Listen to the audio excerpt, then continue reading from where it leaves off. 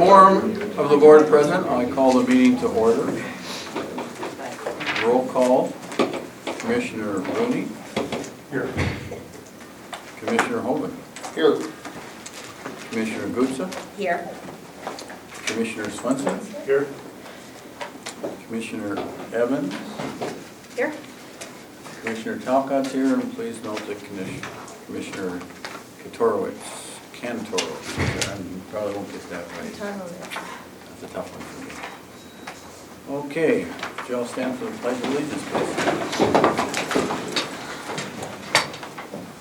I pledge allegiance to the flag of the United States of America and to the republic for which it stands, one nation, under God, indivisible, with liberty and justice for all.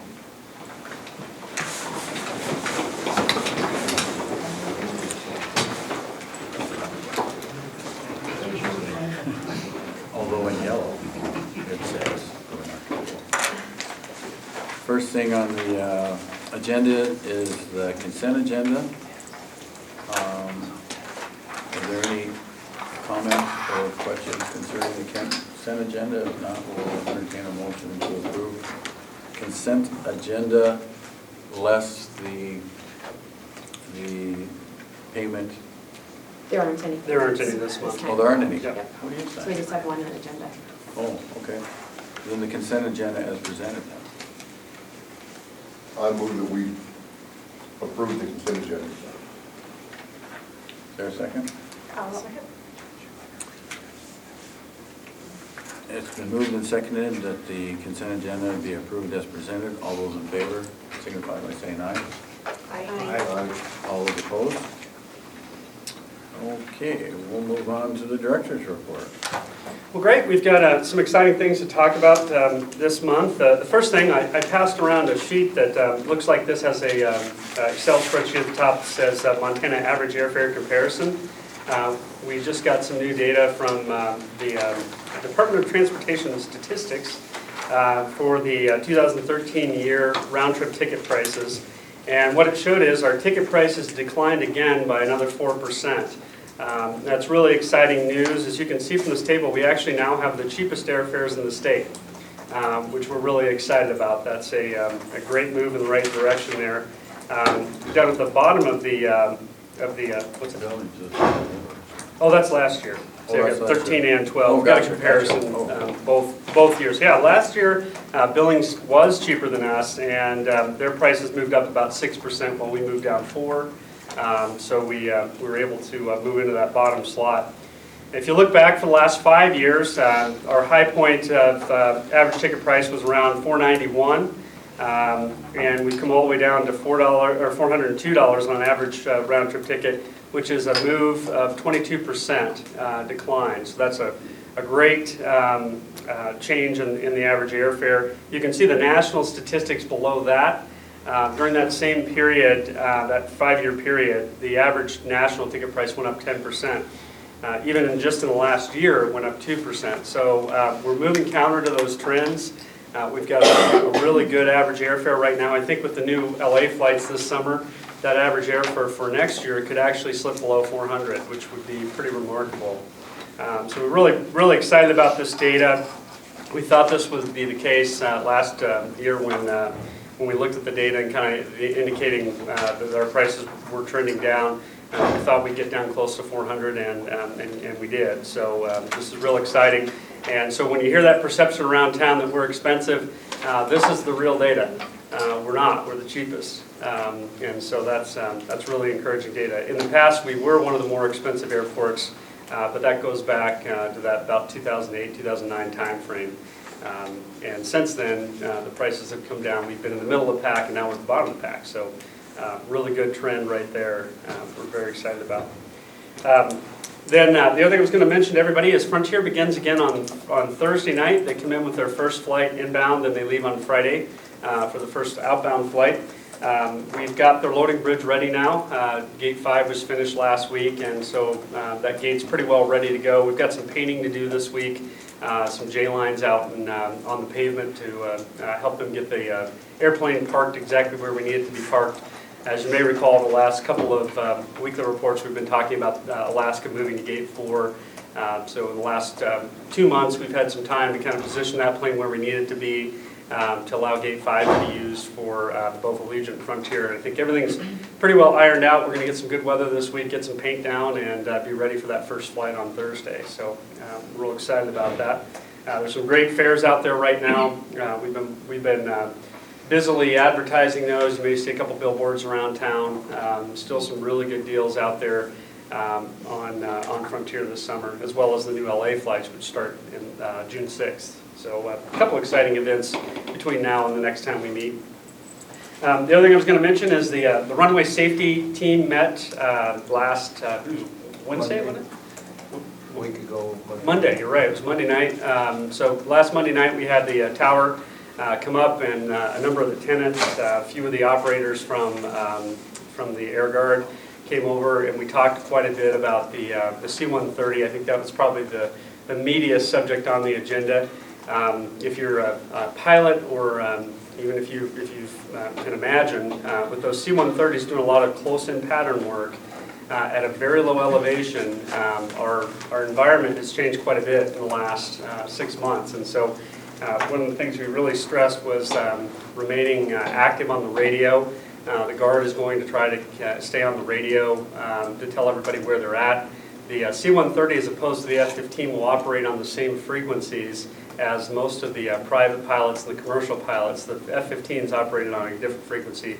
No one could hear them except for the tower. So with the C-130, everybody will be on the same frequency. We want to make sure there's a lot of communication there, because they're going to be below radar quite a bit of the time with their operations. And so the tower may not see exactly where they're at. Operators are going to have to be very aware of them as they get into the pattern, because they'll be doing a lot of inner loops around the area. And I was out in the airfield for one of their first operations, Rod and I, a few months ago, and you don't realize how quick that plane gets around. I mean, they go out inside of the windmills, turn right over top of FedEx, and they're back into the airfield again. So even for us on the ground out here, when you see that plane heading out, you got to be very aware of the fact it might be coming right back. And so, staying very vigilant out there on the radio, and keeping your eyes open will be very important for us too, as we mow and paint and do other things out on the field. So I thought we had a really good discussion with some of their pilots and with the tower about how we can minimize some of that.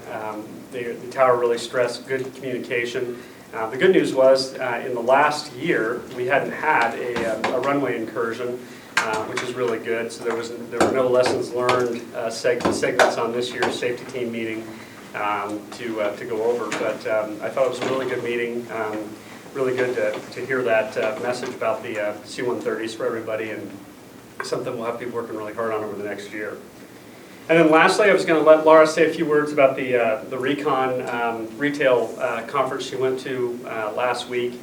We continue to work really hard on land development out there, and I think she can kind of give you an idea kind of what the basic environment is for retailers, and then maybe a few thoughts on our area.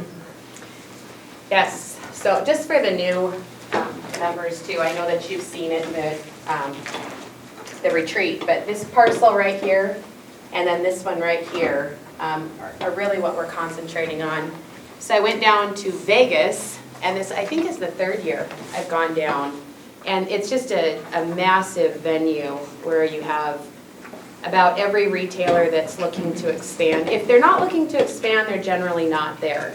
But you have retailers, brokers, developers. A main point of this year was to talk with developers, and obviously we don't necessarily want to develop it ourselves. We want someone else to lease the land and then do something with it. So I did have some good meetings. I think we'll be doing follow-up in the next couple of weeks, and we should have a couple visits coming up in the next month or two from probably 2 developers will be coming up. One of them is one that has been up already, but they've kind of had a little bit of a setback with a key person leaving their organization.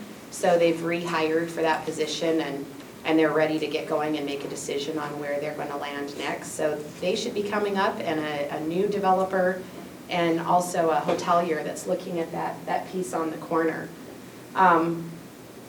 Hopefully, something will pan out, but it always looks really positive after we go down there.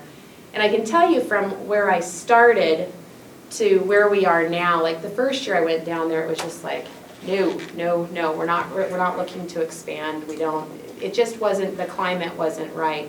And now people are very excited and they are looking to expand. And so that's a positive. I did speak with a few people on alternative approaches if this doesn't work, if we can't get a developer, get someone to commit to us, and what our next steps should be. And so we'll work on that, but hopefully we'll follow through on these, have them come up. Hopefully we'll get someone signed up. If we don't, then maybe look at some different approaches to get something going with this land. And now on to unless there's any questions on that, or we'll move over to the capital funding side. One quick question. How's the Frontier reservations looking compared to last year? I think we're a little slower than last year in terms of advanced sales. And I think part of that's probably the LA flight taking a little steam out of the leisure traffic. The LA rates initially were 150 and under. And they've stayed pretty low, and so some of the vacations I think that would have gone to somewhere else are taking advantage of that LA flight. So it seems to me a little bit slower. Actually, Laura and I are meeting with Frontier in about 3 weeks. It'll be our first opportunity to really go over the advanced sales with them and see where we're at. The marketing plan is pretty much right now at full pitch, so I'm sure we're seeing better daily activity than we would have seen a month ago. Great Falls just seems to book really, really late, and so we always have heard from Frontier up until June that things are slow, and then all of a sudden in June somehow it seems like we're ahead or right on track with the other markets in the Denver market. So, and then when they look out all the way to August, they always say, well, you guys look slow, but then when we get to August, everything fills in. So I just think we're a later market than some of the other markets that they're in. So. But I think we've got really good rates this year, and I think the marketing plan's really robust too. So I'm really hopeful we'll see a lot of people coming in. We added Houston this year to our mix of cities that we're advertising to because Frontier picked up a connection to Houston, and the activity on our website from Houston is really astounding. It's other than Denver, which is always our top because we have direct flights, both United and Frontier. It's our second busiest town now in terms of clicks in from anywhere else in the U.S. So I mean, it's just amazing how much traffic has come out of Houston. More than Dallas, which kind of surprised me because we've had Dallas flights for a long time now. But yeah, no, I think we'll be okay. This will be the busiest summer ever in terms of seats. So it's we've got to throw everything we can at it and try to get everything full. In front of you, passing around right now is the monthly capital projects report for the month of May. I'll let those get around a little bit.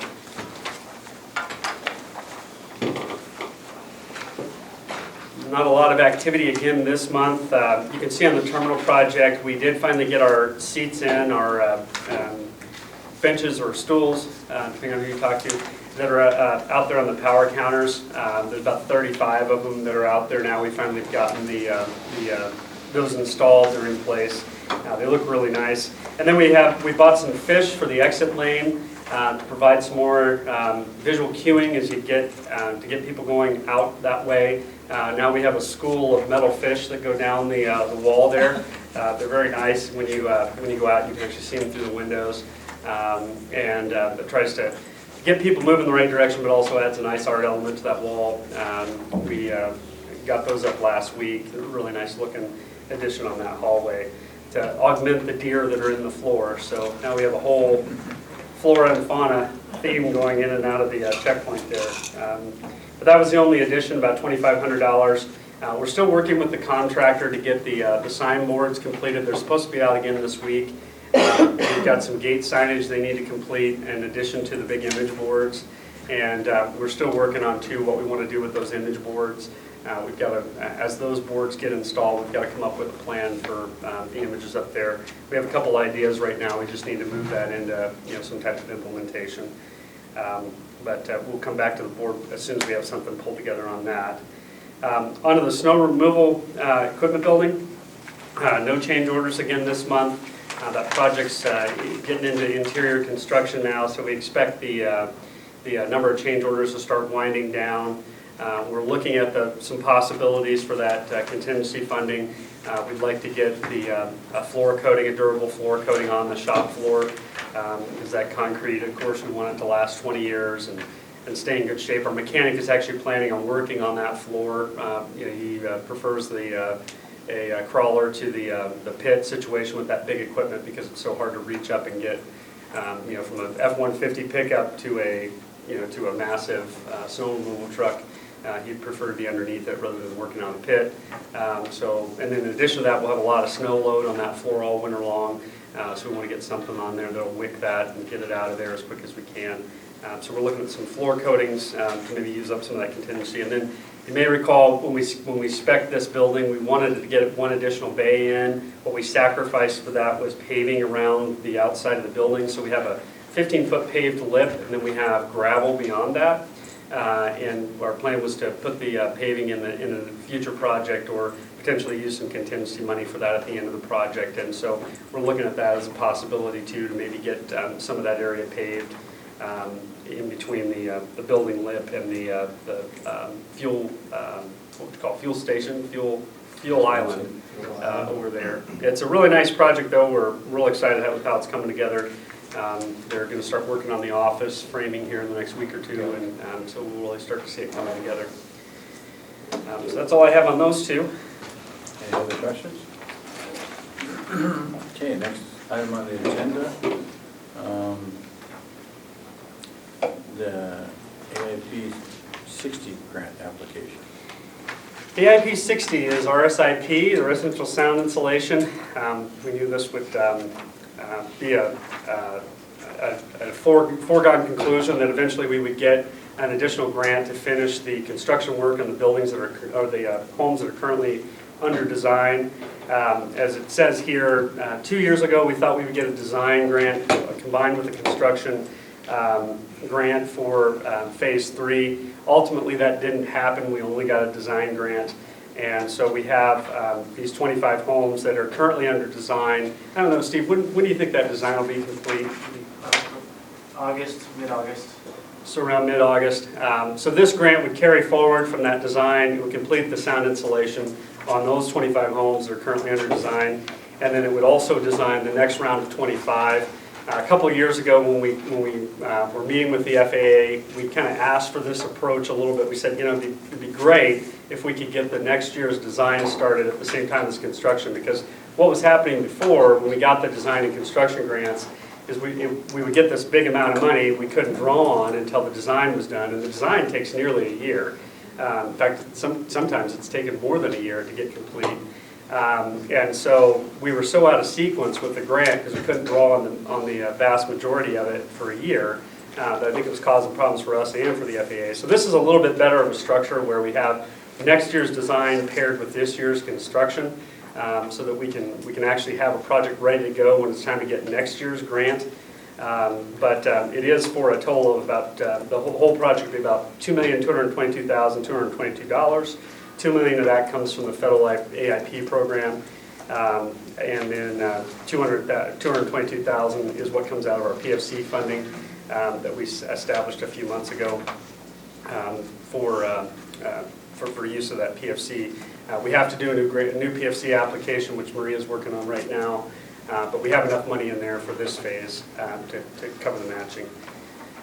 And so what we're asking for is approval to accept the grant, $2 million grant, match that with our PFC proceeds, and move forward with phase 3 construction, phase 4 design.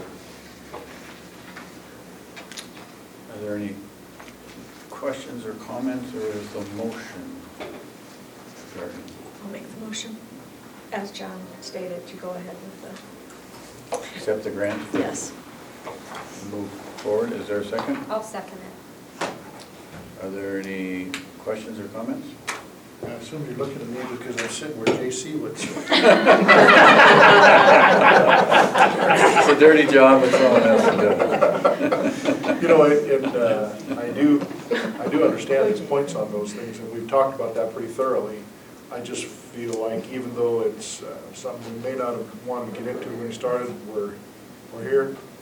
We need to finish the project to avoid future liabilities than if we cut it short, so. Yeah, and I would say the same too. We're more than a little bit pregnant here. We're into the process. We've made the commitment. It's actually to protect us in the long run. And it's not like we're breaking new ground here. We're just following what other airports have done elsewhere, and it's worked. We're just, hopefully the only thing will be this, that fewer homes will have to be done. And that's, yeah. Once they get to resurvey with the C-130s as opposed to the F-15s. Yeah, at this point, it would be almost irresponsible not to finish the project. Yeah, so there's two, in addition to the survey, which we should start to see results from that in the next probably 2 to 3 months. There's also the new, what's called program guidance letter, which directs us to determine the eligibility of the homes a little bit differently. So we think there'll be fallout from that too. And as I said, I think in the previous meeting, during the consultant interviews for our residential sound contour updates, one of the consultants had made the comment that he thought at least 50% of the homes, of the total homes, would probably fall out based on those two criteria. So that's a benchmark, that's out there. I don't know if that's accurate or not, but it's at least something we can kind of look at and say, okay, that might be an expectation. Commissioner Holman? How many homes are affected? Total, in the initial study under the F-15s was 400 homes. And we're 25 into it, or 50 into it? Oh, no, we're 101 into it. 101, does that include design? 101 treated homes, and we've got currently 25. So 101 are complete, 25 more are designed, and then this would complete the other 25, so it'd be 126, and then start another 25. So this is another decade-long project, if we do all 400. Well, as I was just saying, the expectation, according to the consultants during the interview, was that up to 50% of the homes total would fall out. So, if you kind of look at that as there was 400, there might be now 200. We might be within, a couple of years of completing it, probably 3-4 years of completing it. And the good news is that we are designing for the next phase, so the next round of funding, we won't be missing a step in between, so it won't be 2 years or more in between fundings and work. Hopefully it'll be on an annual basis or closer to annual rather than a biannual basis. And if there's an opportunity next year, if we can see the long stretch and there's 50 or 60 more homes, there's always that potential that we could go out and finish in one phase. Because the FAA has told us in the past, at least prior to this year, that they had additional funds available if we wanted more grant. We would just have to come up with more local funds. So, we could get some economies of scale potentially if we look down the path here and there's only, 100 more homes or something. We might do 250 years, or 250 home years, or even, go out and try to do one big 100 home year and get it all done at once. So we're getting to that end of the tunnel, hopefully, that we can foresee the end of this program here in the next 5 years, I would think. Any other questions or comments? All those in favor of the motion signify by saying aye. Aye. All those opposed? Opposed? Okay, motion passes. All right. Okay. Next item is up against a new fiscal year. So. We are. It's that time of year again. We're closing out our 2013-14 year and beginning our 2014-15 year with the new operating budget. As you may have seen in the weekly reports, we've been working closely with the airlines over the last 3 months, getting them through the capital program and now through the operating budget to get them to focus in on us a little bit and what our rates will be for next year. So far, I think the budget looks a lot like the current budget. Looking on page 1 at the summary there, you can see total operating expenses are up less than 1%. We think with the new building now in place, we kind of have a handle on the utility usage for the last 7 or 8 months. So we have a good indication of what that's going to look like. We have a new building that'll be opening up soon with the SRE building, so we've anticipated some utility impacts in this budget for that. But in large part, the budget is real similar to this year on the operating expense side. On the revenue side, we're showing a little bit of a decrease in the revenue there. There's a couple of factors in there. The passenger-related revenues are increasing as they have the last few years, and so that, because of our cost recovery formulas with the airlines, that in turn requires us to reduce the airline rates. So if you look through the budget there, you'll see the space rentals in particular in the terminal are coming down a little bit relative to where they were last year. And then in addition to that, we're cleaning up a little bit of the parking revenue. We over budgeted a little bit this year. We had a contract renegotiation last year, and we anticipated a little bit higher activity level in the parking garage than what we got. The traffic actually, passenger traffic came down a little bit for the summer and fall period last year, and then was back up at Christmas. But because of that, we didn't achieve the parking revenue. So we've trimmed that back a little bit too in the upcoming operating budget, some of the rental cars a little bit too. And so the forecast operating revenue, when you take out some of the reductions in airline rates and then the lower parking things, we've got that coming down about 100,000 total in operating revenue. Still a very high level of operating revenue budgeted for next year relative to historically what we've been able to achieve. So we're pretty excited about that. And overall, we're expecting a little bit of a surplus next year, or I should say the upcoming fiscal year, and that'll be good to begin to build some of those reserves back up. The last 2 or 3 years, we've been pulling out of reserves to complete the terminal project. That was something that we agreed, the board agreed to do, was to inject some equity into that project. Now we're catching up to some of that spending because the airlines pay for things on an amortized basis for larger capital projects. So some of that amortization is trickling down to the bottom line. So we end up with a little bit of profit anticipated for this upcoming year. And like I said, all in all, a very similar year to what we had last year budgeted and vision for next year. You can see on the capital side, we've already discussed most of these. The board's already acted on most of those on the capital side. But I'm happy to answer any questions, or Maria and I are both happy to answer any questions on the operating budget. If anyone has any?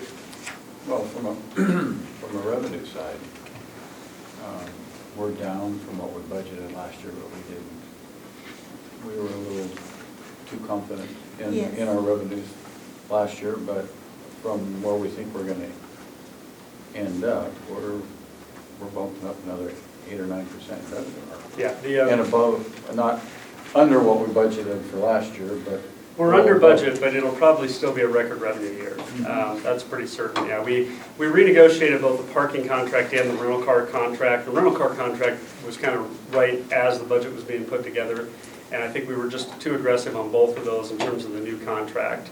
And so, in putting that, and we were also transitioning to, Sharon, our old CEO was leaving, Maria was coming in, and Maria and I kind of did that revenue budget, whereas the years prior would have been Sharon. So, now I think we've learned a little better on how to budget for those couple of new contracts we've got. And the good news is on the land rent, the real growth in the revenue, if you look at it, concession revenues are up dramatically on the here in the terminal.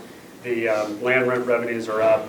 That's taking pressure off of the airline rates, and so the airline revenues are coming down particularly in the terminal. So that's a goal we've had for a number of years now to kind of moderate our airline rates.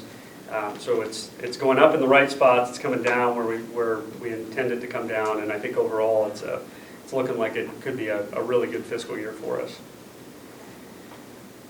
Okay. that just revenue, or are you gonna, any expense? On the expense side, if you really drill down through the expenses, like I said, we have some utility savings we're expecting for next year. Not knowing on the new building how we'd end up on gas and electric. We budgeted a little high for the current fiscal year, so we've trimmed that back a little bit, anticipating we would get a little bit better on the utility side. The rates also came down. We renegotiated the contract last year, and so that's helped our utilities some, both on the gas and the electric side as we transitioned out of the Great Falls utilities over to Northwest Energy again. And then on the gas side, Maria negotiated a lower rate for us. So both those things combined, we saved money this year. Next year, we're anticipating a little bit lower base. So that's where you're going to see the majority of the savings there.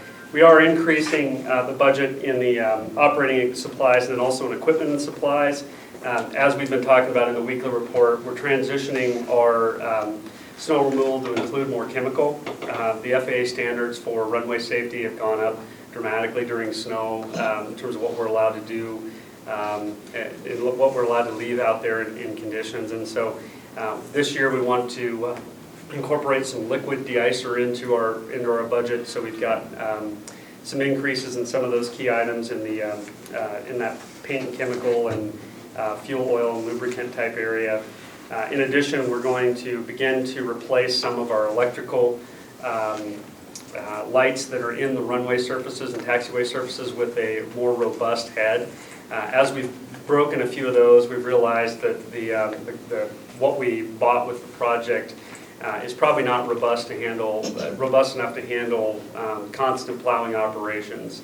And so there is a different model that we can get that's a little beefier. It has what they call a snow ring around it that's more of a cast iron as opposed to a kind of an aluminum head. And that handles a little more abuse. And so you can see there in the electrical and plumbing, we've increased that a little bit as we break those units that were installed back in 2008, wasn't it, Rod, for the runway, Yeah. and kind of 2010 for the taxiway. As we break those original units, we're going to replace them with a more robust unit. So we beefed up a couple of those items in there to allow us that kind of flexibility. Airport marketing, again, we feel we get a lot of benefit out of the airport marketing budget if you look down at professional services. So we're putting a little bit of additional focus on that again as we try to penetrate that Calgary market, and we also try to attract more tourists to the area. We continue to focus on that marketing budget as a key component of our success there. And other than that, we just have the basic increases in security services. That's our contract with the Securitas folks, and our janitorial contracts in there too on the professional side, and that has an escalator in it. But all in all, a pretty flat budget. Are there any questions or comments from the budget committee? All went smoothly. Thank you for the work on that. Went over the budget thoroughly. Thank you very much, Maria, for your work on that, and it was done very well, I thought. Thanks for your work on that. It's always nice to have money left over after you budget things. The trends are in the right direction over the last few years, so that's positive. So I guess if there's no questions or comments, then do we have a motion? I can't remember if we had a motion on that. I don't think so. If not, we'll entertain a motion to approve the budget for fiscal year 14-15. I'll move. Is there a second? Second. Dan, second. It's been moved and seconded. All those in favor of approving the budget as presented signify by saying aye. Aye. All those opposed? Okay, at this point, I'm going to deviate just because I'm looking at the audience here. And I'm thinking, we don't want to, about half our audience, I don't think wants to wait around for executive session. And so at this point, I would like to recess from the board meeting and convene the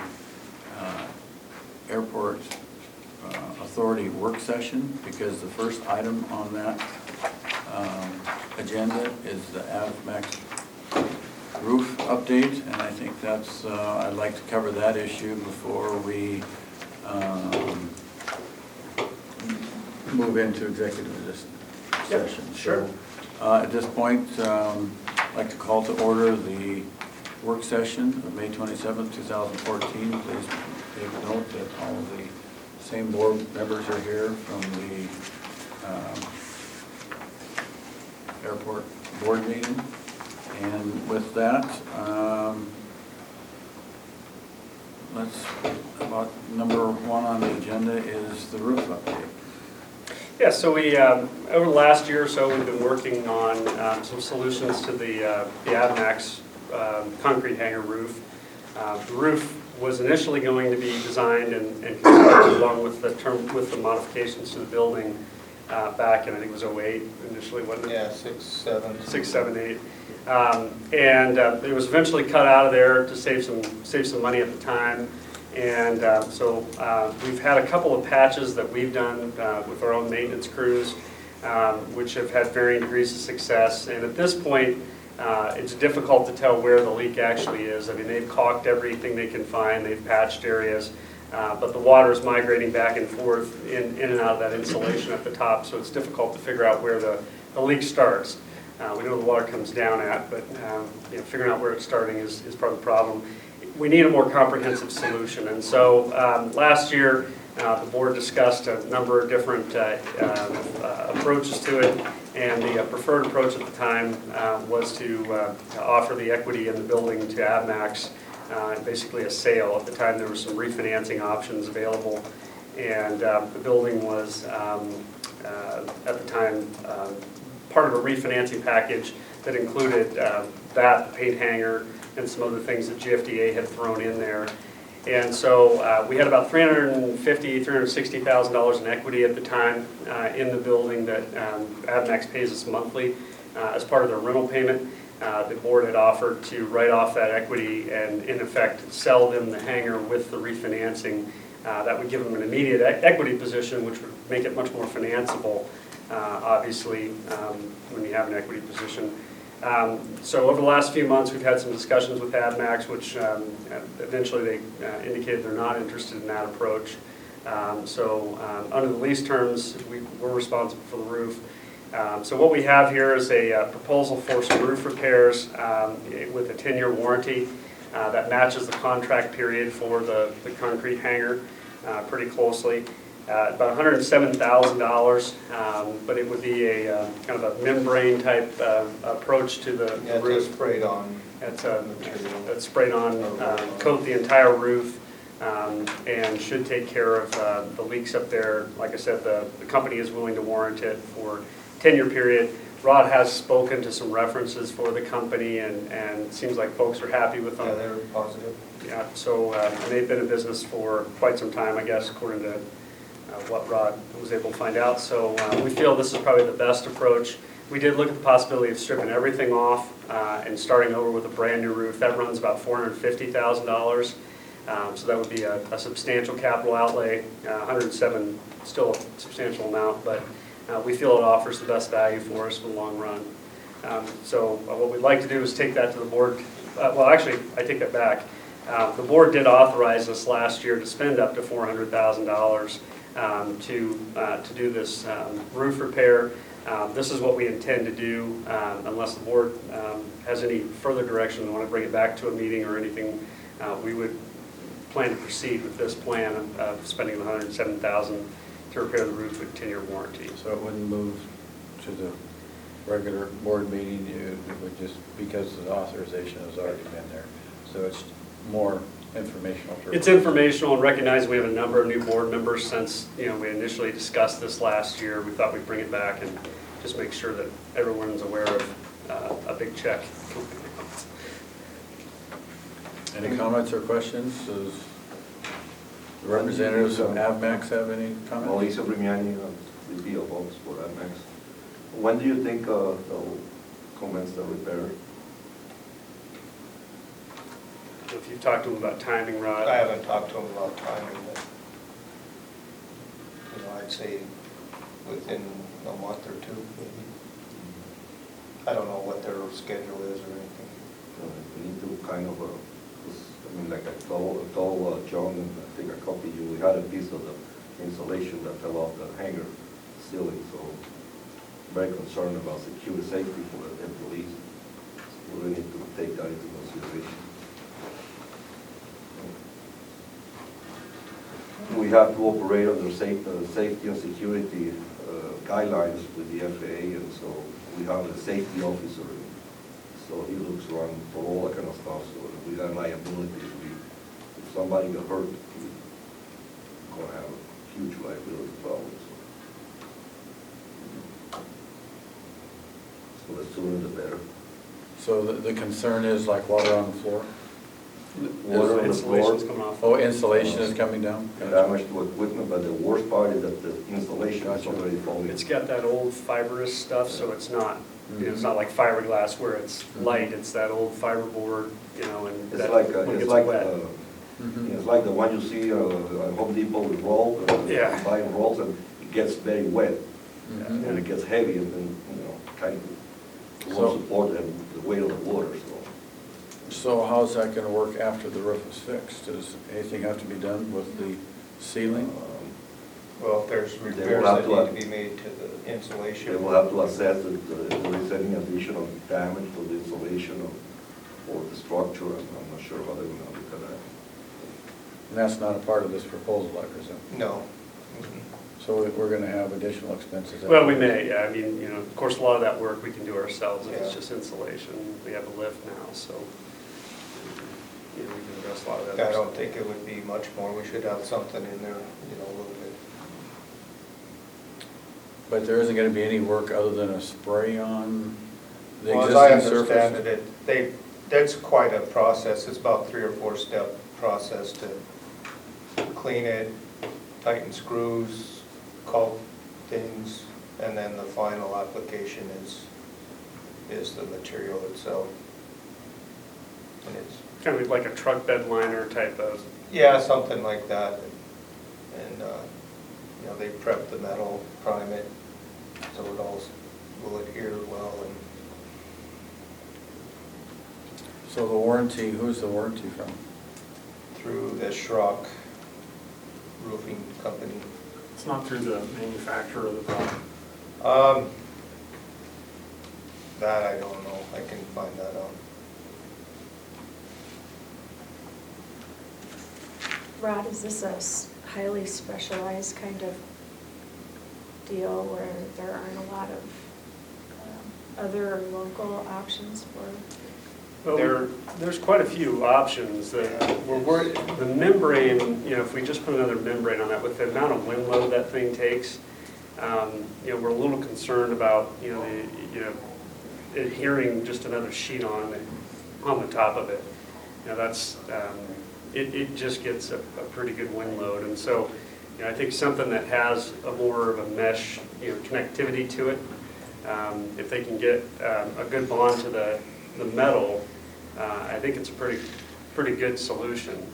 We also have to worry a little bit about the amount of additional weight load we put up there because it's had probably 4 roofs or so. Yeah, it originally was a built-up roof, and then it was sheeted over a number of years ago, and now the sheeting is, kind of giving up in places. It's got some cracks and different things that we've tried our hand at just patching together, but it's a lot of roof up there.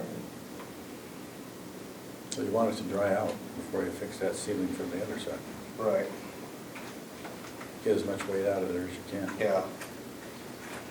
But we looked at the different options of, from replacing, putting another metal roof on, stripping the whole roof down, Mhm. or there's, like John was saying, the membrane system where they fill in the ribs on the existing tin and then put a membrane over that, and, the price just escalates. So we thought this was a pretty good deal, 10-year warranty. Yeah, I think additional metal up there, it's just going to be too much weight. I'm a little concerned about the membrane option because of the, like I said, the amount of wind it's subjected to. I think this offers a good compromise because it doesn't add nearly the weight of some of the other options. And it should be, I think, more durable in the wind than a sheet product. I think the only other option would be, stripping everything down and starting over. We can't justify that for the lease we have in the building right now. I would say no. I mean, honestly, Business decision. there's There's a no- calculated risk here. there's no increase in revenue associated with the new roof. So, that 400,000 would be out of reserves, unrecoverable. Same as the 100,000.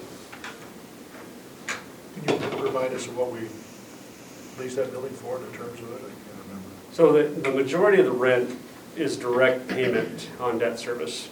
So when you're looking at the hangar, when you really look at net, the only thing that we actually receive net of the state infrastructure bank payments that pay for the improvements is the ground rent. And I think we figured the ground rent on that is, you remember the number, I want to say it's like $2,000 a year. Yeah, I don't know how much it is, just 12 cents square foot, so the ramp too, though. Yeah, it's in the couple $1,000 range. And so that's the sensitivity. If we go out 400,000, it literally is not ever recovered. And the 10-year warranty coincides with the remainder of the lease? Yeah, so there's 9 years left in the lease, and there's 10-year warranty on the roof. 9 years? I think that's right. Is it? 2006. So wait, 2006 plus. 20 was a 20-year lease. So it's 11 years left on the lease. I went the wrong way with that. It's 12 years. Yeah. So hopefully it doesn't start leaking the day after the 10 years is done. We hate to deal with that situation. Yeah. I won't be retired, that's the thing. I'll be sitting here. Same month. But the good thing is, at the end of that 10 years, the end of the lease will be foreseeable, and at that point, hopefully we can enter into a different negotiation, with AdMax on the future of that building. Because, ideally, we're not going to be the building owner forever. We don't really gain much by owning a big structure like that. I think, the types of things that AdMax would like to do with that building in the future, as their business model changes, it makes more sense for them to be making those modifications towards an equity position in the building. And that's, it's been the previous direction of the board that was the direction we wanted to go. And so, I think that's wise, eventually. And like I discussed with you on the email that I sent you, and that was our intention, but that's why it took us so long to try to make a decision and make the right decision. So with what is going on in Jacksonville, in our Jacksonville facility, and the tremendous expansion that we experiencing down in Jacksonville, and in Great Falls, we decided to, for at least the next 2 to 3 years, we're going to hold off on making any expansion in Great Falls to see what's going to happen in Jacksonville. So it makes more business sense when you have 59% of your return from that facility, and you got 2% return on the Great Falls facility. So we're not going to cut back, we're not going to reduce anything.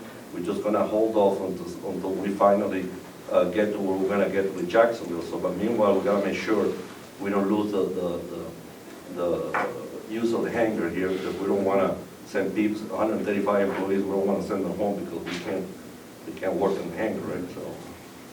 We appreciate that. As a business person, so you have to put your eggs where you're going to get more chicks out of, right? So that's what happened in Jacksonville now. We've been very successful attracting customers in Jacksonville, and most of our revenue, direct external revenue, is coming from Jacksonville, which is supporting the Great Falls facility as well. So that's where we were debating what to do, but we had to get on the business plan with Jacksonville. So Hopefully we that'll still turn support the community in Great Falls, like we've been doing, and we are committed to do that. But we need to, for now, we need to just stay where we are, try to just keep it at the level we have without adding any additional expenses. Because all the work we're doing at Great Falls, 99% is coming from Castro. So, We appreciate that, and hopefully things will improve to where it would warrant some expansion up here. That would be everybody's goal. wasn't easy the decision, but I think it's the right decision for AMAX right now. I'm not saying that we not gonna go back 2 years from now and try to continue with the original plan. That's not the intention. So we have not scrapped it from the plan. We just want to hold off on it because really Jacksonville is taking a lot of our effort to grow because it's going in the direction that we would like Great Falls to go, but we don't have the business here. Okay. Thank you. Is there any, if there's no further comments, then we'll just let staff continue with what we've already approved them to do. I have a question on the warranty on the membrane. Is there anything covering the strength of wind, or is that addressed whether, and covered under the warranty? Under the old, are you talking about the existing roof? No, the new one that's proposed. You're saying that the membrane is the best way to go because of the wind up here on the hill. So my question is, under the warranty, is it covered for wind? I mean, does it address that? I would have to Or look guarantee? into it. I don't. I mean, obviously, at some point, if it's destroyed by wind, our insurance kicks in, just like your home, you got your 30-year warranty shingles, but, at 115 miles an hour, nobody's shingles warranties are going to hold, so you end up with your insurance company. So, I mean, we'll definitely look into that particular element of it, but, what I was saying about the rolled membranes, I'm very worried about, because that's a fairly strong material, and if it gets any kind of, wind gets any kind of opportunity to get under it, it'll blow the whole thing off. And so, that's what I liked about this one is the entirety of the thing adheres. So hopefully, as it sets up that mesh of adherence, that's kind of uniform throughout. It doesn't give it an opportunity to lift this stuff up the way it would an adhesive on rolled material. So to answer your question, no. But again, it's kind of a calculated risk. It's a business decision, just like, APMAX has made. We're making a business decision that this best matches our need, I think, for the situation. And ideally, like I said, I think the less we invest in this facility at the current time, it gives us more flexibility to work with APMAX in the future. For some of the new board members that may not have heard the discussion before, we have a couple $100,000 in the paint hangar that was never completed back in 2010, I think, or 9 or 8. 9, 8. Yeah, there were 2 alert barns that came from the Guard, one of which was finished with the first project, and APMAX uses that one. There's a second alert hangar. And preliminary engineering was done, the building was moved down here, foundation was built. So there's several $100,000 in that facility that's never been completed. So in the past, a lot of the discussion has been we have a lot of stranded cost over there in those facilities. So that's part of the reason for caution, here is, we're tallying up, a number of hundreds of thousands of dollars now that, that we won't recover. And so, to go into it for another couple $100,000 more, I think at this point, it really limits our flexibility in the future because the previous board had really felt we needed to recover some of that for future expansion phases. When future expansion ever does happen, there was a desire to recover some of that money. And again, I think, by getting hopefully 10 years out of this, we'll be right at the end of that, near the end of that lease. It gives us the opportunity to renegotiate the business deal, provide some value for them, give them some opportunity for equity out there, and some flexibility to move forward versus having another $200,000-300,000 that we kind of feel obligated to stick in that deal somewhere. Okay. There wasn't anything else on the doors or anything we might need to do in the next 10 years, or just? Oh, there certainly could be. I mean, it's a World War II era hangar. I just thought I remembered some Yeah, talk it's about. about a 1940s building, and the doors pretty much are still all original. Somebody actually Not found original. somebody that had some part inventory Yeah, for there's, those back the in door Indiana. manufacturer is still in business, and we actually did get some parts from them. They still have those doors on file. They pulled the plan set out and sent us whatever widgets we needed. But Wow. the Hate to see lift their picture. mechanism's getting dated, so, you know, we never know what's gonna happen there next. Could be other things. We're under obligation to provide them with the usable facility for the next 10 years. Yeah. Is what it is. Yep. Okay, well, I just wanted to take care of that, unless you've got any more comments, then. I would like to invite the new board to tour the facility. So I'll be more welcome to give you a tour of the facility so you know what we do there. And because I don't think I have ever seen any Of these board members over there. touring the facility.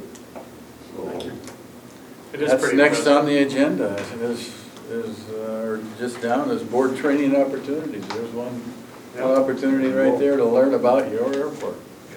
We'll take you up on that. all right, anytime. Just I don't have any of my business cards with me, but We know how to find it. Yeah, we'll find somebody over there. oh, it'll be good for you guys to see what we do there. Yeah. This is, I'm surprised, we give tours to many businesses, organizations, and the airport organizes a lot of tours for the schools and all that. And it's amazing to see the people's faces when they see the airplanes all torn apart. And they had no idea that that's going on in Great Falls. So, Mhm. good thing to see. We will take you up And on the that. facilities themselves are very impressive. The old wood hangar, beautiful piece of architecture and engineering. I mean, it's just, the spires in there are really impressive, and, the supports are, it's a neat facility. And I don't know how many more decades that facility will exist, but it's really cool to see. If some others put together on that, I'll tag along. Let me know. Yeah, we'll look for some dates. Okay, so with that, just to be skipping around, we're going to recess from our work session agenda, and we will now move back to the Airport Authority Board meeting. And at this point, next item on the agenda is the Director's Review. And with that, we will be closing the meeting to everybody but the board members. Mr. Chairman, Yes, Peter? as a reporter with the Tribune, on the behalf of the newspaper and the public, I'd like to request that you keep the meeting open. Montana law says that you can waive the rights of public to know about important operations like the airport and the performance of your manager, and weigh that against the rights of individual privacy. I'd like to request you keep it open. We appreciate your request, but based on the airport manager's preference, we're going to close the meeting at this time. Okay, then secondly, I wonder if you could take a brief time out so I could ask a couple of questions about the regular meeting? Or? Before we move into executive session, we'll give you a couple minutes with John so that you can move on. Thank you.